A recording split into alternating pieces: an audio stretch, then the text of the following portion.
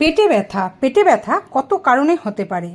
তো বিভিন্ন রকমের পেটে ব্যথার নানা রকম ঘরোয়া চিকিৎসাও রয়েছে।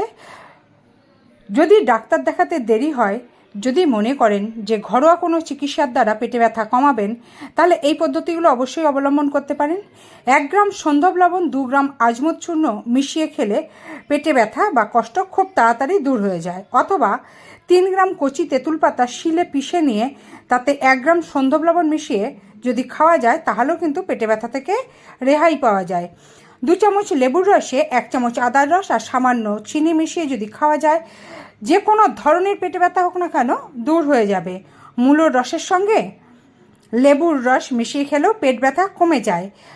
এছাড়াও যদি মনে করেন হিং, শুকনি বা বিট লবণ দেওয়া গরম তেল যদি পেটে মালিশ করেন বা সেঁক দেন, তাহলেও পেটে ব্যথা কমে যায়। অনেকগুলো ঔষধি রয়েছে, আপনারা প্রয়োগ করে দেখুন।